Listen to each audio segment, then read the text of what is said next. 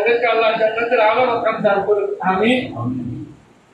বিশেষ করে আমরা যে দেশে বসবাস করি সেই দেশের এখন 50 বছর পার হয়ে গেছে, 50 বছর পার হয়ে গেছে, স্বাধীন হয়েছে।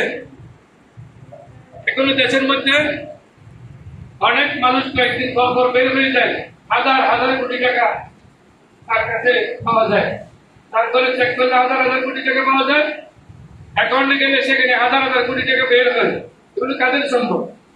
এগুলো আমি একটা কথা বলি যে আমরা যারা অনেকে সরকারি বিদ্যুৎ ব্যবহার করে, সরকারি বিদ্যুৎ টাকা পয়সা ছাড়া ব্যবহার করে, এটা কিন্তু সম্পূর্ণ নিষিদ্ধ। কারণ কি?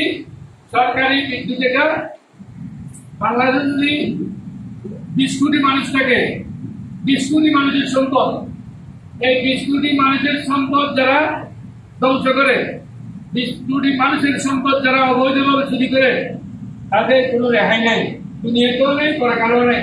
আমি এটা মাফ করতে কে? যদি মাফ করে 20 কোটি মানুষ থেকে মাফ দিতে হবে। এটা 20 কোটি মানুষের সম্পদ। অনুরূপ যারা ব্যাংক ডাকাতি করে, যারা ব্যাংক আত্মসাৎ করে, যারা রাষ্ট্রীয় সম্পদ আত্মসাৎ করে, সে যে হোক, পুরুষ হোক মহিলা হোক, তার কোনো ছাড় নাই।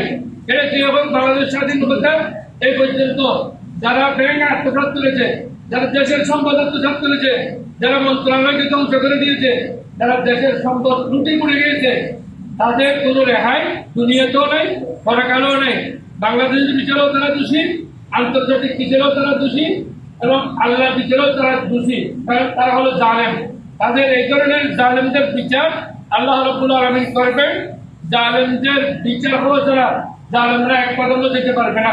হাদিস শরীফে আছে, লা তাযুলু মা কদমা ইবনে আদম, যে আদম সন্তানের কদম, আদম সন্তান এক কদম সামনের দিকে যেতে পারবে না। বিশেষ করে কয়েকটি প্রশ্নের উত্তর দিতে হবে। তদ্মধ্যে একটি প্রশ্ন হলো, আনন্দরী, তোমার জীবন কিভাবে কাটিয়েছ? অবৈধ সম্পদ লুণ্ঠন করে কাটিয়েছ, না তোমার তকদিরে যা ছিল সেগুলো পেয়েছ?